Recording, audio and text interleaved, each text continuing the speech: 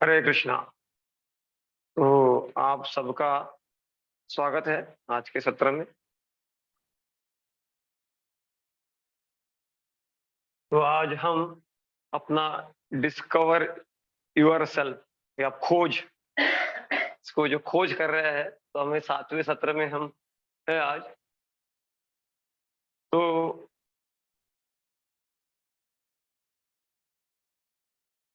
कहा जाता है कि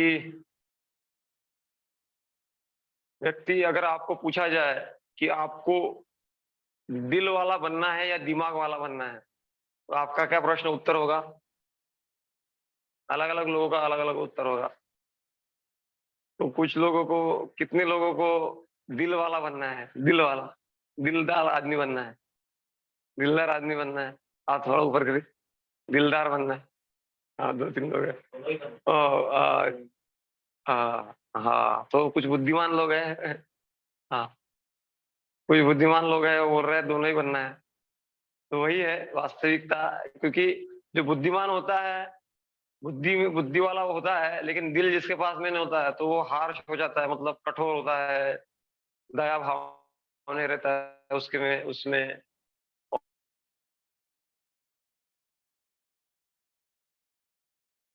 और have to love the people and use the thing, मतलब लोगों से प्रेम करो और चीजों को इस्तेमाल करो। लेकिन जब हम बुद्धि प्रधान हो जाते हैं,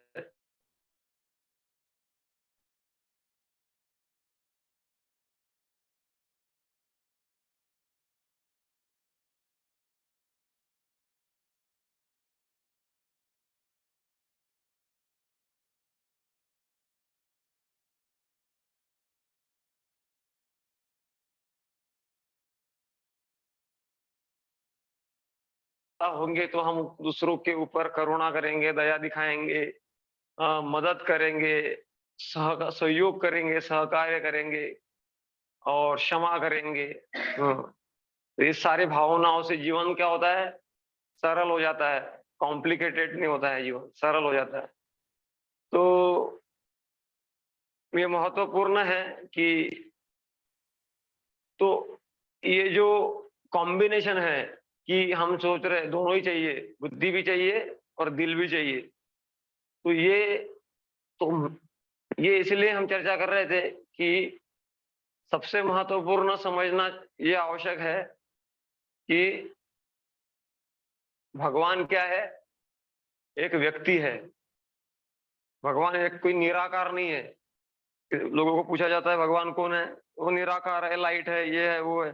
सब लोग बोलते हैं, लेकिन भगवान क्या है? व्यक्ति है। भगवान व्यक्ति है, ये कैसे समझ में आएगा? जैसे इस प्रकृति में अलग-अलग रंग-बिरंगे फूल है। मतलब क्या? कलरफुल, अलग-अलग कलर है और अलग-अलग रस है। अ, एप्पल का जूस का उसका अलग रस है, अंगूर का अलग है, फिर मैंगो का अलग है। थोड़ा कल्पना करिए कि सब फूल एक ही कलर के होते, सब आम के रस एक ही टेस्ट वाले होते। ज ज जो जो 6 प्रकार के टेस्ट रहते हैं ना, अंजन, सोर, ज आम्ल, ऐसे इस प्रकार से रहता है ना। हाँ, तो ये 6 प्रकार के टेस्ट रहते हैं ना, कड़वा, खट्टा, मीठा, तीखा। तो इस प्रकार से ऐसे-ऐसे 6 प्रकार के टेस्ट है। तो अगर ऐसा नहीं होता, एक ही होता, मीठा तो मीठा, हर चीज़ मीठी-मीठी। या फिर धान्य जो है, धान्य होता कि धान्य मतलब एक ही धान्य, चावल, चावल को छोड़ के कुछ भी नहीं। मतलब उगता है तो सिर्फ़ चावल ही उगता है, बाकी कुछ उगता ही नहीं है। तो हमारा जीवन कैसे हो जाता? हर व्यक्ति की जो आवश्यकता है वो अलग-अलग है। तो इस सारे चीज़ों का बताने का उद्देश्य ये है कि वैरायटी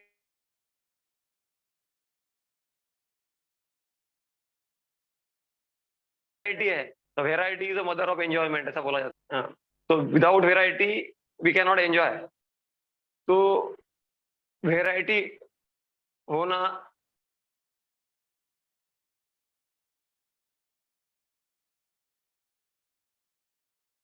वैरायटी होना बहुत आवश्यक है। तो इसका मतलब यह है कि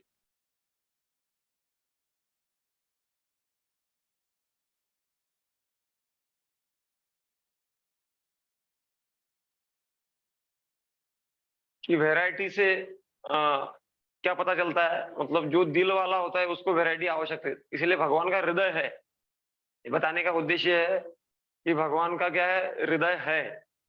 इसीलिए ये समझ सकते हैं हम, हृदय है इसीलिए वो क्या है, मतलब भगवान का, ये सारे चीजों से हम समझ सकते हैं कि भगवान का हृदय है। और फिर भगवान का दिमाग है, कैसे समझ सकते हैं? हर चीज जो है बराबर टाइम टू टाइम हो रही है। जैसे जिसके पास में दिमाग होता है उसी को सीईओ ऑफ कंपनी बनाया जाता है ना, उसी कंपनी का सीईओ है, किसी हेड है, जिसके पास में दिमाग रहता है, हालांकि काम कम करता है, सैलरी उसको ज्यादा मिलता है, उसके पास दिमाग रहता है, क्योंकि वो सब कुछ मैनेजमेंट ठीक से कर सकता है। मैनेजमेंट वालों को ज्यादा सैलरी क्यों मिलता है? क्योंकि उसको दिमाग ज्यादा रहता है, या फिर दिमाग ज्यादा चलाते हो। तो अभी सारे संसार का आप देखिए मैनेजमेंट कितना बढ़िया चल रहा है। पृथ्वी अपने रोटेशन में जो स्पीड है उसका, साइंटिस्ट लोगों ने बताया कि ये इतने रोटेशन में घूमती है, तो उतने रोटेशन में घूम रही है। सूरज जब उगना है तभी उग रहा है। और जो सीजनल चेंजेस है, जो परिवर्तन है मौसम में, वो बराबर होता है।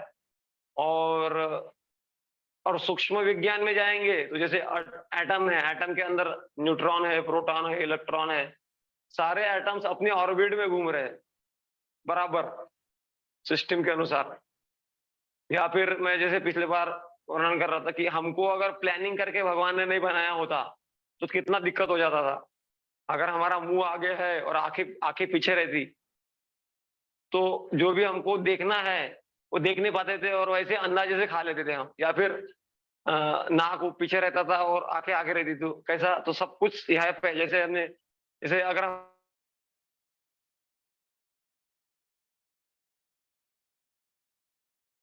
भगवान ने प्लान नहीं किया रहता हमारा शरीर, और हमारी उतना ही आगे बाल अगर बढ़ने लग जाते थे, तो अपने को देखना कितना मुश्किल हो जाता था आगे। ऐसा ऐसा बाल ऊपर कटिंग करना पड़ता था, ऊपर ऊपर। तो अ, भगवान के पास में, इसका मतलब क्या है, दुनिया बनाने वाले ने दुनिया बनाई है, लेकिन ऐसे ही नहीं बनाई है, बराबर सिस्टमेटिक चल रहा है। और ऐसा लगता है कि इसका कोई मैनेजर नहीं है, इसको कोई मैनेज नहीं कर रहा है, इसके पास एक कोई इंटेलिजेंट नहीं है। लेकिन ये कॉमन रीजनिंग अंडरस्टैंडिंग है कि कुछ भी परफेक्टली चल रहा है तो उसके पीछे इंटेलिजेंस होता है ना। तो यहाँ पे साधारण एक प्रोग्राम हम ऑर्गेनाइज करते हैं, कुछ सब सेटअप करते हैं, ये सेटअप करते हैं, तो पूरा दिमाग लगाना पड़ता है कि यहाँ पे ये डालेंगे, यहाँ पे ये सेट करेंगे, ये करेंगे, थोड़ा सा मैनेजमेंट के लिए। सारा संसार का मैनेजमेंट चल रहा है, परफेक्ट चल रहा है, उसके पीछे कोई बुद्धि नहीं है। तो बुद्धि है, मतलब भगवान के पास में हृदय भी है, भगवान के पास में बुद्धि भी है। तो हृदय और बुद्धि, तो हमारे पास में क्या है, हृदय भी है और बुद्धि भी है, दोनों है ना, हेड एंड हार्ट। तो इसीलिए इससे ये प्रतीत होता है कि भगवान एक व्यक्ति है। कहने का मतलब, भगवान क्या है, एक व्यक्ति है। तो ऐसे भगवान जो है, अ, जो से भगवान को प्रसन्न करना, ये हमारा जो है कर्तव्य है। तो जो अलग अलग जो हम ढूंढ रहे हैं कि भगवान कि इस संसार को ढूंढ रहे हैं। आज का विषय ये है कि searching for the happy planet. तो इस संसार में हम क्या ढूंढ रहे हैं, सुख ढूंढ रहे हैं। तो इस संसार में सुख ढूंढ रहे हैं, लेकिन इस संसार को भगवान ने क्या बोला है गीता में, दुखालयम अशाश्वतम, दुखालयम अशाश्वतम बोला है। तो अभी हमारी खोज चल रही है कि ऐसा कोई जगह है जहाँ पे दुख नाम की कोई चीज नहीं होती है, ऐसा कोई जगह है जहाँ पर कोई परेशानी नहीं होती है। हाँ, तो ऐसी जगह है, उस जगह के हम खोज में हैं। तो जैसे अर्जुन, तो भगवान, हम चर्चा कर रहे थे कि भगवान एक व्यक्ति है। तो ये व्यक्ति भगवान, भगवान व्यक्ति है, ये कैसे पता चलता है कि मैं मानता हूं इसलिए नहीं। तो जैसे अर्जुन गीता में बोलते हैं, पर ब्रह्म परम धाम पवित्रम परमम भवान पुरुषम शाश्वतम दिव्यम आदिदेवम अजम विभुम। तो परम ब्रह्म परम धाम, अर्जुन को साक्षात्कार 11वें अध्याय में भगवान ने विश्वरूप दर्शन कराया। तो उसके बाद में अर्जुन प्रार्थना करते हैं कि पर ब्रह्म परम धाम पवित्रम परमम भगवान, आप परम ब्रह्म है, मतलब पर ब्रह्म बोलते हैं लोग, तो लोगों को समझ में नहीं आता है, पर तो बोल देते पर ब्रह्म, परम धाम है, पवित्र है आप। लेकिन बाद में क्या, पुरुषम शाश्वतम दिव्यम, भगवान क्या है, पुरुष है। पुरुष मतलब साधारण पुरुष नहीं, संसार के मूछ दाढ़ी वाले पुरुष, मतलब पुरुष दिव्य पुरुष है। दिव्य पुरुष है, कभी वो बूढ़े नहीं होते। तो पुरुषम शाश्वतम दिव्यम आदिदेवम अजम विभु। तो वो हो सकता है कि कृष्ण के मित्र है इसलिए बोल रहे हैं, तो वो बोल रहे हैं कि मैं कृष्ण का मित्र हूँ इसलिए नहीं बोल रहा हूं मैं। आहुस्ताम ऋषय सर्वे देवर्षि नारदस्तथा असितो देवलो व्यास स्वयं चैव ब्रवीषि में। असितो देवलो व्यास स्वयं चैव ब्रवीषि में। तो असित, देवल और व्यास, ये लोगों ने बोला है आपको पहले परम भगवान, तो इसीलिए मैं भी बोल रहा हूँ। मतलब कुछ भी चीज होती है तो उसके लिए रेफरेंस लगता है, जो वकील वकीली करता है ना, तो एक तो करंट केस से कोई बताता है, और एक तो कुछ केस हुआ था पहले उसमें से बताता है ये केस में ऐसा हुआ था, या फिर लॉ कोड मतलब कुछ पेश करता है नंबर, या फिर वो जो केस हुआ था वो केस को रेफर करता है। तो ऐसे हम जो भी भगवान के बारे में बोलते हैं, तो हमारे पूर्ववर्ती आचार्य जैसे रामानुजाचार्य 1000 साल पहले होके गए, फिर शंकराचार्य, फिर मध्वाचार्य, बाद में निम्बार्काचार्य, बड़े बड़े आचार्य होके गए, या फिर विष्णु स्वामी, फिर चैतन्य महाप्रभु तो भगवान ही है स्वयं, लेकिन वो भी आचार्य का ही रोल प्ले कर रहे थे। तो चैतन्य महाप्रभु, इतने सारे बड़े बड़े जो विद्वान, प्रकांड विद्वान और संत, प्रकांड विद्वान इसलिए क्योंकि एक बार उन्होंने एक किताब पढ़ लिया तो उनको बाद में पढ़ने की जरूरत नहीं, जीवन में कभी भी पूछ लो कौन से पेज पे क्या लिखा है वो बता देंगे, ऐसे प्रकांड विद्वान। आजकल तो लैपटॉप भी साथ पास में रहता है, सब कुछ पास में रहता है, फिर भी हम भूल जाते हैं। लेकिन वो ऐसे थे निष्ठावान ब्रह्मचारी,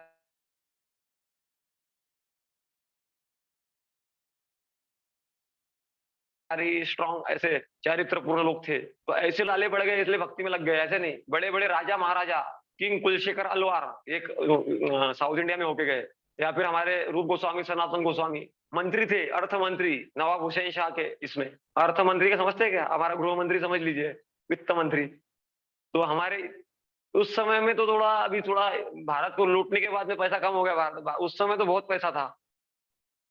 तो वो सब छोड़ छाड़ के जो है वो भक्ति में लग गए।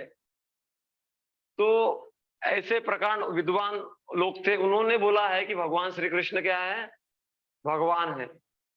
भागवत में बोला गया है, य ब्रह्म वरुणेन्द्र रुद्र मरुत स्तुन्वन्ति दिव्यस्तवे वेदे सांग पद क्रमोपनिषदे गायन्ति यम सामगा ध्यानावस्थित तद्गतेन मनसा पश्यन्ति यम योगिनो यस्यांतम न विदु सुरा सुरगणा देवाय तस्मै नमः। तो ये देवताएं प्रार्थना करते हैं। तो भागवत में एक श्लोक आता है, यम ब्रह्म वरुणेन्द्र रुद्र मरुत स्तुन्वन्ति दिव्यस्तवे। यम ब्रह्म मतलब ब्रह्मा जी, रुद्र मतलब शिव जी, यम ब्रह्म रुद्र मरुत, मरुत मतलब मरुदगण, देवताओं की कैटेगरी है। स्तुन्वन्ति दिव्यस्तवे, स्तुन्वन्ति म्हणजे स्तुति करते हैं, दिव्य दिव्य स्तुति करते हैं। वेदे सांग पद क्रमोप, वेदा वेद जो है, वेद साक्षात भगवान की स्तुति करते हैं। वेदे सांग पद क्रमोपनिषदे गायंती, गायंती गायन करते हैं वेद। वेदेश्च सर्वेर अहमेव वेद्यो, भगवान गीता में बोलते हैं ना, उनका गायन करते हैं। तो ध्यानावस्थित तद्गतेन मनसा, और जो योगी लोग हैं उन्हीं का ही ध्यान करते हैं। ध्यानावस्थित तद्गतेन मनसा पश्यन्ति यम योगिनो, योगी लोग उसी का ध्यान करते हैं। यस्यांतम न विदु सुरा सुरगणा तस्मै, लेकिन फिर भी उनको यस्यांतम न विदु, न विदु का मतलब उनको नहीं जान पाते। कौन नहीं जान पाते, विदु, न विदु सुरा सुरगणा, मतलब तो असुर तो जान ही नहीं पाते, देवता लोग भी भगवान को समझ नहीं पाते, इतना वो गहन विषय है। लेकिन फिर भक्तों की कृपा से ये जो गहन विषय है भगवान को समझने का, ये सरल होता है, और भगवान को क्या पसंद है क्या पसंद नहीं है ये सब हम समझ सकते हैं। तो आज का विषय यही है कि searching for the happy planet. तो हम हैप्पी प्लैनेट का सर्च में है, जैसे एक भाड़े वाला भाड़े के घर में कोई रह रहा है, कुछ भी सुविधाएं हो, कुछ भी हो, लेकिन वो ढूंढता रहेगा ना कि मेरा अपना घर के लिए फ्लैट है, देख लेता हूँ, सेटिंग करते रहता है, ये यहाँ से लोन ले लूंगा, अपना घर बनाऊंगा। तो सर्च चलता है, खोज चलता है। तो हम भी खोज कर रहे हैं अभी, जो आध्यात्म के मार्ग में है, तो खोज में,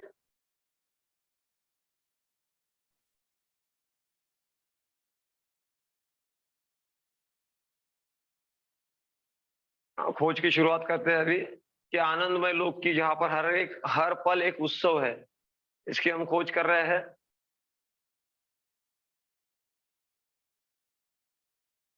तो हम अलग अलग विषयों को चर्चा करेंगे। दयनीय भौतिक जगत, दयनीय मतलब इस भौतिक जगत में अलग अलग समस्याएं है, उसके बारे में चर्चा करेंगे। आनंदमय आध्यात्मिक जगत, तो आध्यात्मिक जगत के बारे में क्यों जानना है हमको, क्योंकि वो आनंदमय है।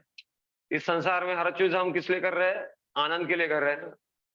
ऐसा नहीं है कि ऐसे ही कर रहे हैं, करने के लिए कर रहे हैं। We are looking for happiness. और फिर ABCDE सूत्र जो हमने ऑलरेडी चर्चा किया था, उसको भी फोकस करेंगे, वो महत्वपूर्ण सूत्र है। तो दयनीय भौतिक जगत में जो भौतिक जगत की अस्थाई प्रकृति जो है, जैसे बताया जाता है कि लड़के लड़कियों के पीछे पागल रहते हैं, वो स्वाभाविक है। हाँ, लेकिन फिर काल का जब प्रभाव हो जाता है, काल का जब प्रभाव हो जाता है, तो फिर ये भाग रहे लड़के, काल के प्रभाव से वही जो सुंदर स्त्री है, जब बूढ़ी हो जाती है, तो यही जो लड़के हैं उनको वो स्त्री अच्छी नहीं लगती है। हाँ, तो ये काल का प्रभाव है। मतलब हमको लगता है कि इस संसार का सौंदर्य है वो हमेशा के लिए रहने वाला है, लेकिन वो हमेशा के लिए रहता नहीं है। हरे कृष्णा। आइए, आर्मी में है प्रभु जी। हाँ, बैठ, चेयर।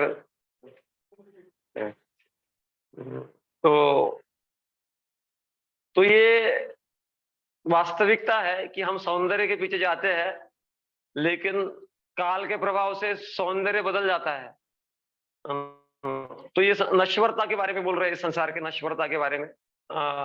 जैसे इस दुनिया की सुंदरता स्थायी क्यों नहीं रह सकती, प्रश्न है। हम वास्तविक स्थायी तत्व आत्मा को भूल जाते हैं और छाया भौतिक शरीर को महत्व देते हैं। तो इस शरीर का महत्व क्यों है, क्योंकि इसके अंदर आत्मा है। इस संसार में कोई भी कितना भी सुंदर क्यों ना हो, मिस यूनिवर्स ही क्यों ना हो, अगर वो मर गई तो उसको 5 मिनट भी या 10 मिनट भी, आधा घंटा भी उसके शरीर को रखने के लिए कोई किसी की इच्छा नहीं होती है। इसको तुरंत जला दो बोलते हैं। मतलब शरीर उधर ही है, सुंदरता वही है, फिर भी उसका वैल्यूलेस हो जाता है। तो ये समझ में नहीं आता हमको कि सुंदरता वास्तविकता आत्मा के उपस्थिति के कारण व्यक्ति सुंदर दिख रहा है। और आत्मा कौन है, तो आत्मा भगवान का अंश है, भगवान का बच्चा है, और उसका कुछ अलग इंटरेस्ट है, वो हम भूल जाते हैं। और शरीर को ही सब कुछ मान लेते हैं। खाओ पियो मजा करो, इतना ही जिंदगी का लक्ष्य है, ऐसा मान लेते हैं। तो ये नहीं है दुनिया। जैसे इस सुंदरता के बारे में प्रभुपाद जी बताते हैं। ये एक स्टोरी है, प्रभुपाद जी बताते हैं, प्रभुपाद जी के मुख से ही निकला है ये। क्योंकि संत जो होते हैं वो एकदम सत्य जो है चीज वो बता देते हैं। तो प्रभुपाद जी ने वो रियलिटी बता दी, शरीर का क्या रियलिटी होता है, एक स्टोरी के माध्यम से उन्होंने बताया। तो स्टोरी के माध्यम से प्रभुपाद जी ने बताया है, तो हम आपसे शेयर करेंगे। हरे कृष्ण। तो इसको देखिए, सुनिए, थोड़ा इंग्लिश में है थोड़ा।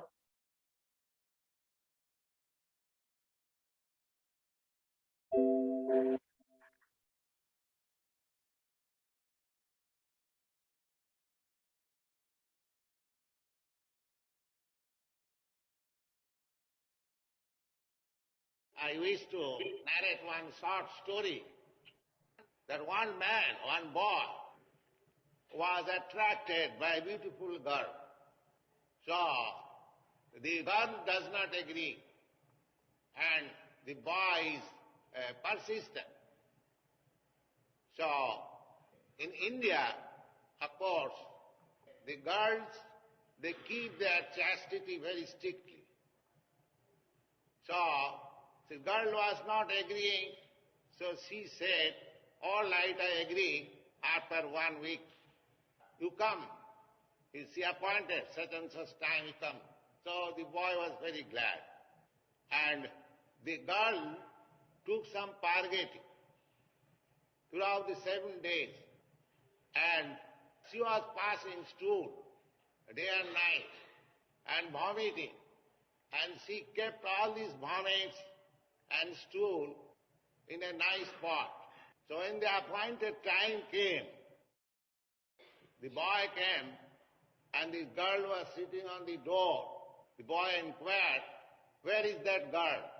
She said, I am that girl. No, you are not. You are so ugly. She was so beautiful. You are not that girl. No, I am that girl. But I have now separated my beauty in a different pot. What is that? She saw, this is the beauty, this stool and vomit. This is the ingredient. Actually, anyone may be very robust or very beautiful. If he passes stool for 3 or 4 times, everything changes.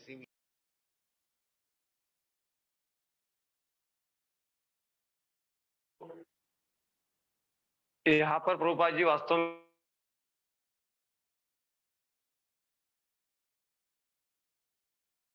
में क्या दिखाना चाह रहे थे, शरीर की नश्वरता के बारे में बता रहे थे। हमारा जो सौंदर्य होता है वो वास्तव में स्किन डीप होता है, स्किन डीप।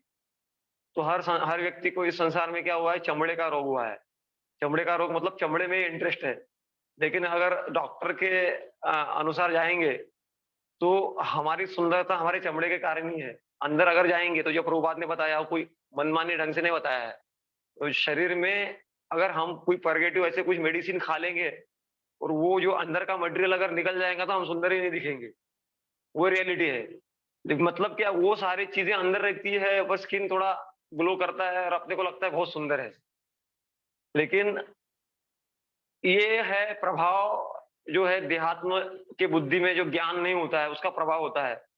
तो इससे ऊपर उठना है, अपने को समझना है। तो प्रभुपाद जी बताते हैं शिक्षा क्या है इसे।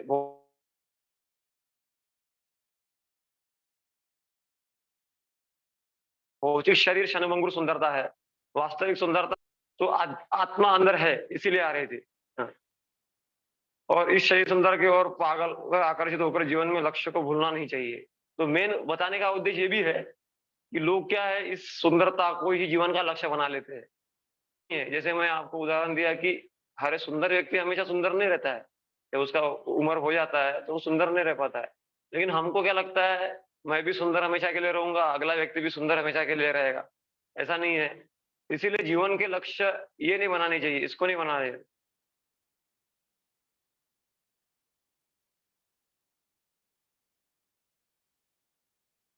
तो इसमें ये भी बताया जा रहा है कि ये कहाँ से आ रहा है। भगवान बोलते हैं कि यद यद विभूति मत सत्वम श्रीमत ऊर्जितम एव वा तत् एवावगच्छत्वम मम तेज अंश संभव।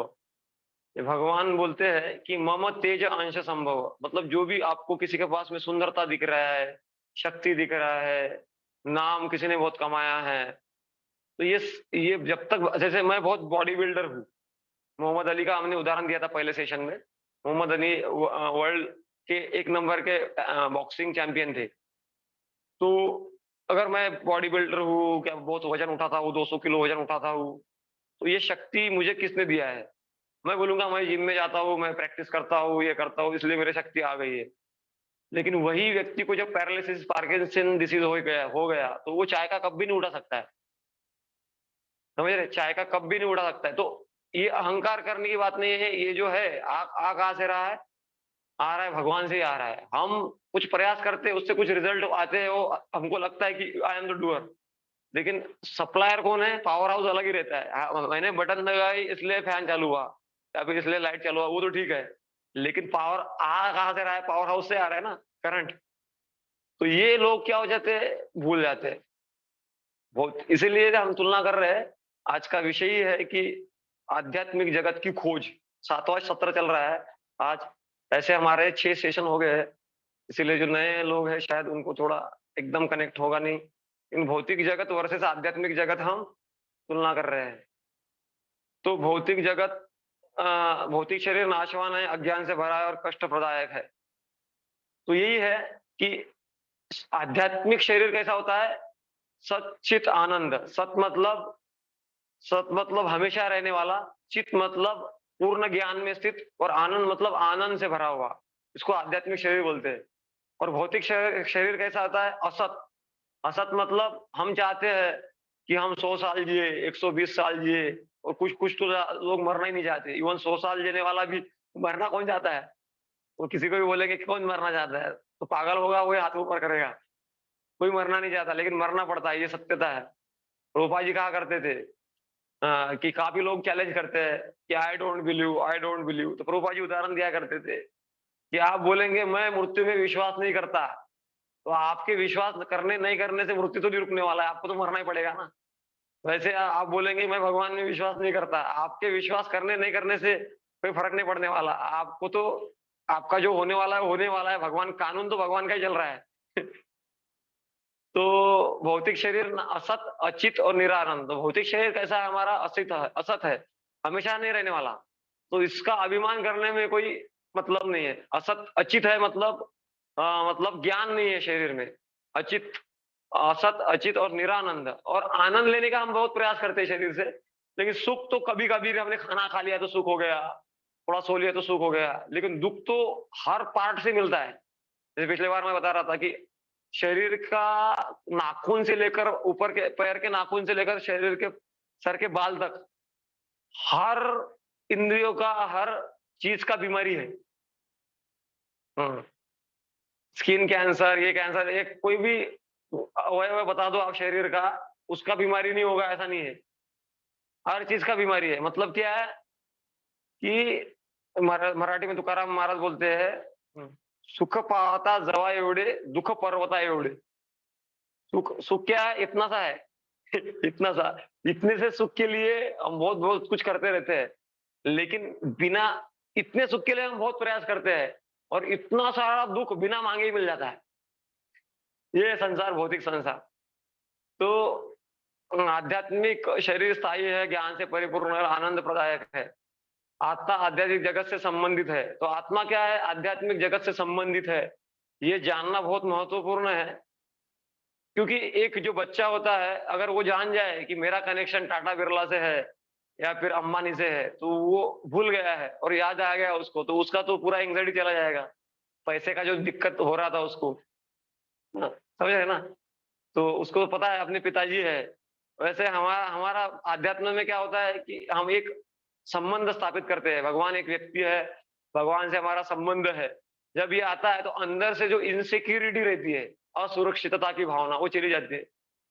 जैसे ऐसा बोला जाता है कि don't tell Krishna how big your problem is. English में कहावत है कि कृष्ण को मत बताइए कि आपका प्रॉब्लम कितना बड़ा है। तो फिर क्या करना है, tell problem how big Krishna is. तो आपको कृष्ण को नहीं बताना है आपका बड़ा कितना बड़ा प्रॉब्लम है, आपको प्रॉब्लम को बताना है कि कृष्ण कितने बड़े हैं। अब यार भगवान कितने बड़े हैं।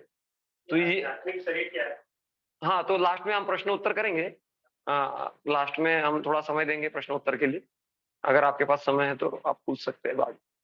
ठीक है। तो यहाँ पर भगवान बोलते हैं, ऊर्ध्वमूलम अधः शाखम अश्वत्थम प्राहुरव्ययम छंदांसि यस्य पर्णानि यस्तम वेद स वेदविद। तो एक वृक्ष ऐसा होता है जो उल्टा होता है। उसके 15वें अध्याय में भगवत गीता में वर्णन करते हैं भगवान कि जैसे आजकल मार्केट में नकली दूध भी मिलता है। कुछ तो मिला देते हैं उसमें, आधा आया था बीच में। लेकिन नकली दूध है तो फिर असली दूध भी है, बराबर है। नकली आम भी होता है, फिर असली आम भी होता है। तो जैसे यहाँ पर उदाहरण दिया था हमने, पिछली बार भी चर्चा किया था कि नदी के किनारे, ये प्रभुपाद जी उदाहरण देते हैं, नदी के किनारे पेड़ था, आम का पेड़ था, और आम का पेड़ का परछाई पानी में पड़ा था, तो परछाई को देखकर किसी को लगा कि आम क्या है, पानी में है, लेकिन वो ऊपर पेड़ में थे। वैसे ही ये संसार क्या है, परछाई है, वो आध्यात्मिक जगत की।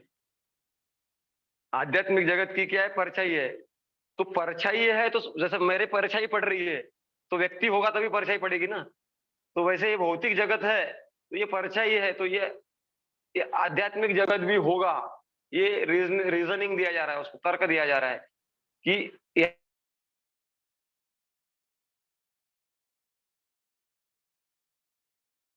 यहाँ पे सब कुछ नकली है, सब अस्थाई है ना। जैसे देखिए, ये बहुत आश्चर्य की बात है कि इस संसार में कुछ भी चीज आप उंगली दिखा दो कि आप नहीं बोल सकते कि ये हमेशा के लिए रहेगा। किधर भी उंगली दिखाओ, इवन सूरज की तरफ भी दिखाएंगे तो भी अभी अपने हिसाब से हमेशा के लिए है वो, लेकिन फिर भी अगर कैलकुलेशन करेंगे साइंटिस्ट, इवन साइंटिस्ट लोग, वो उसका भी टाइम है। इवन पर्वत भी डिग्रेड होते जाते हैं, पर्वत भी धीरे धीरे धीरे धीरे, तो कुछ भी चीज यहाँ पे शाश्वत नहीं है। तो हम संसार में हर वस्तु देख रहे हैं, वो शाश्वत नहीं है। लेकिन आश्चर्य की बात यह है कि हम जो है, हर चीज अशाश्वत है, लेकिन आश्चर्य की बात यह है कि हम खुद जो है शाश्वत रूप से जीना चाहते हैं। तो वो इच्छा कहाँ से आ गई, समझ रहे ना। हर कुछ टेम्पररी है, नश्वर है, हर चीज नष्ट हो रहा है, लेकिन मैं जब मरने का टाइम आता है तो मरना नहीं चाहता हूँ, जिंदा ही रहना चाहता हूँ। मतलब आत्मा जो शाश्वत है, उसका वो स्वभाव है, जो शाश्वत रूप से रहना चाहता है।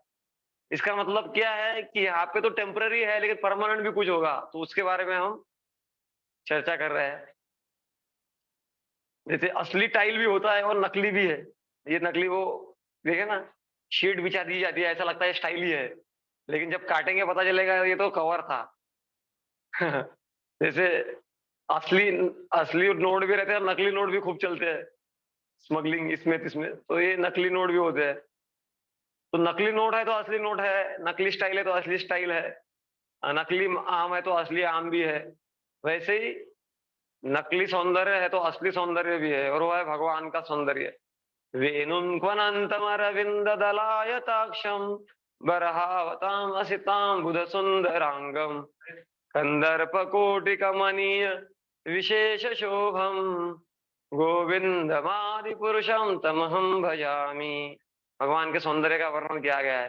बर्हापीडम नटवर वपु कर्णयो कर्णिकारम विभ्रद भासात् कनक कपिसं वैजयन्तीं च मालां रन्ध्रान् रेणु अधर सूदया पूरयन् गोपरुन्दे वृंदारण्यम सपद रमणम प्राविशद गीत कीर्ति। तो ये सारा संतों ने गुणगान किया है रूप का भगवान के, कि बरहापीडम, बरहापीडम मतलब मोर पंख उन्होंने धारण किया है। बरहापीडम नटवर वपु, नाचने के पोजीशन में भगवान खड़े हैं। कर्णयो कर्णिकारम, कानों में कुंडल पहने हुए हैं। विभ्रदवासम, पीताम्बर धारण किया है। कनक कपिसम, वैजयंती जमाला, वैजयंती की माला धारण किए है। ये वर्णन है, ये तो एक ही श्लोक है, ऐसे अनंत श्लोक है भगवान के सौंदर्य। तो जब हम, तो असली चीज तो भगवान का सौंदर्य है, तो देखने की चीज है, बार बार देखो। तो भगवान का सौंदर्य क्या है, वही वास्तव में देखने की चीज है। तो इसीलिए बार बार आना चाहिए, भगवान का दर्शन करना चाहिए। नहीं ऑफलाइन मंदिर में आ सकते तो ऑनलाइन ही करो, कोई प्रॉब्लम नहीं, आजकल ऑनलाइन का जमाना है। तो भौतिक जगत आध्यात्मिक जगत का विकृत प्रतिबिंब है। तो आनंद में आध्यात्मिक जगत, तो तो आध्यात्मिक जगत क्या है, वहां पर हर एक पल, यहाँ पर हर पल हमारा चिंता में जाता है। शोक, मोह और भय, तीन चीजें कॉमन है ये संसार में। एक तो शोक होता है, ऐसा नहीं होना चाहिए था, ऐसा हो गया तो अच्छा हो जाता था, ऐसा मुझे ये मिला, मेरा लॉटरी लग जाता था, ये हो जाता, अच्छा हो जाता था, मेरा वो काम हो जाता था, अटका हुआ था काम हुआ, अच्छा। शोक में रहता है व्यक्ति।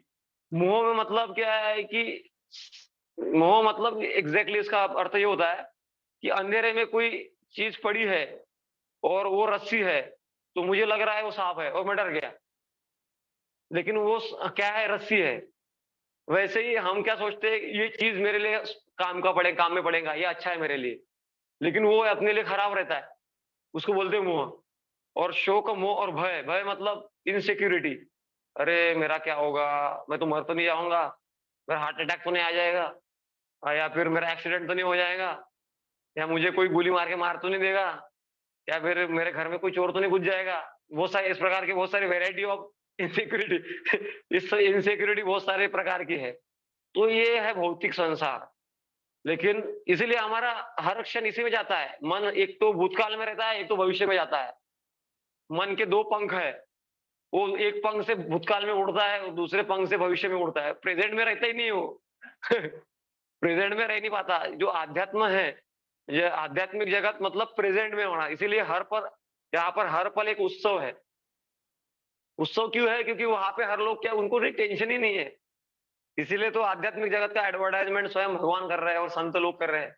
कि क्यों टाइम पास कर रहे हो? अपना ड्यूटी करो। ये आध्यात्मिक भौतिक जगत कैसा है? भक्ति सिद्धांत सरस्वती प्रभुपाद जी के गुरु, वो बोलते हैं कि भौतिक जगत मतलब इट्स लाइक अ टॉयलेट। तो टॉयलेट मतलब क्या है? Do your business and get out. मतलब टॉयलेट में क्या करते हैं? टॉयलेट में सेटल होने का कभी विचार करते हैं क्या? जैसे आज मैं सुबह उठा और टॉयलेट में गया, सोच के गया कि आज दिन भर मैं टॉयलेट में बैठा रहूँगा और उधर ही आराम करूँगा, रेस्ट करूँगा, न्यूज़ पढ़ूँगा, उधर ही रहूँगा। आजकल वो भी हो रहा है कलयुग में विदेशों में, लेकिन वो कलयुग का इफ़ेक्ट है। लेकिन टॉयलेट मतलब क्या है? मल त्यागने की जगह है, वहाँ को त्याग कर अपना ड्यूटी बिज़नेस कर वहाँ बाहर आना है। वैसे यहाँ पे अपने को शरीर धारण किया है, अपनी कुछ ड्यूटीज़ है, रिस्पॉन्सिबिलिटीज़ है, वो करना है। उससे वो टालना नहीं है, वो भगवान नहीं बोलते हैं ड्यूटीज़। जैसे अर्जुन को भी बोला, माम अनुस्मर युद्ध च, युद्ध करो। लेकिन पहले क्या बोला? अनुस्मर, मतलब पहले स्मरण करो, बाद में युद्ध करो। धर्म का जो कार्य है, करना है करो, लेकिन स्मरण करो। तो इसीलिए यहाँ पर हर पल एक उत्सव है। हाँ। आत्मा मूल रूप से आध्यात्मिक जगत की है, जहाँ हर एक शब्द गीत है। तो बोलना मतलब गाना है उधर, ऐसा बोला जाता है। गानम नाट्यम गमनपि वंशी प्रिय सखी चिदानंद ज्योति परमपि तदास्यामपि च सयत्र शिराब्धि स्रवति सुरभि वेच्च सुमहान निमेषार्धाख्यो वा व्रजति यन यत्रापि समय भजे श्वेत दीपम तमहमिह गोलोकमितियम विदंतस्ते संत क्षिति विरल चारा कतिपय। ये ब्रह्म संहिता का लास्ट श्लोक है। इस लास्ट श्लोक में कथा गानम नाट्यम ऐसा इससे शुरुआत आती है। कथा गान और नाट्य होता है भगवत। तो हर एक शब्द गीत है, हर एक कदम नृत्य है। जल अमृत के समान है। यहाँ पे तो हर जल को बिस्लरी में डालना पड़ता है, डिस्टिल करना पड़ता है और फिर बिस्लरी बॉटल में डालने के बाद में फिर रिसर्च होता है, बोलता है कि बिस्लरी का बॉटल शरीर के लिए अच्छा नहीं है, उससे कैंसर होता है। ज्यादा देर अगर रखेंगे, बिस्लरी का पानी पिएंगे तो कैंसर होने की संभावना बढ़ जाती है। मतलब यहाँ पे जब भी हमारा चल रहा है कुछ ना कुछ, मतलब ओरिजिनल चीज अभी ओरिजिनलिटी निकलते जा रही है और सभी जीव शुद्ध है। शुद्ध है, यहाँ पर गंदगी कुछ भी नहीं है। शुद्ध मतलब क्या है? ईर्ष्या नहीं, द्वेष नहीं, मत्सर नहीं, ये नहीं। इस संसार में यहाँ द्वेष, हर कोई द्वेष से भरा हुआ है। द्वेष यहाँ तक पे भरा हुआ है कि एक स्टोरी में पिछली बार बताया था कि एक भक्त था, थोड़ा शिव जी का उपासक था। शिव जी प्रकट हो गए, बोलो उनको क्या चाहिए? तो बोला कि मुझे मुझे क्या चाहिए? मुझे ये बोला कि मुझे बंगला चाहिए। तो उसको बंगला मिल गया। तो शिव जी ने बोला कि ठीक है, तुमको जो जो चाहिए, तो पड़ोसी को क्या मिलेगा? डबल मिलेगा तुम्हारा। तो उसको समझ में नहीं आया। तो नहीं, उसने बोला ठीक है। तो फिर उसको एक बंगला, उसने बंगला मांगा तो पूरा बंगला बन गया उधर। तो पड़ोसी का 2 बंगला बन गया। तो अरे देखा, ये पड़ोसी का 2 बंगला बन गया। फिर उसने बोला मुझे भगवान एक गाड़ी चाहिए। तो गाड़ी आ गई, 4 व्हीलर, फरारी हो जो भी है, बड़ी गाड़ी रहती है, वो आ गई। तो पड़ोसी की 2 गाड़ियां हो गई। तो इसका टेंशन बढ़ रहा है, द्वेष बढ़ते जा रहा है। उसने बोला क्या करना चाहिए, क्या करना चाहिए? तो उसने सोचा क्या करे, क्या करे? तो उसने सोचा हे मुझे क्या, हे भगवान ऐसा हो जाए कि मेरी एक आंख फूट जाए। तो उसकी एक आंख फूट गई, तो पड़ोसी की 2 आंखें फूट गई। फिर उसमें भी समाधान हुआ नहीं उसका। तो उसने सोचा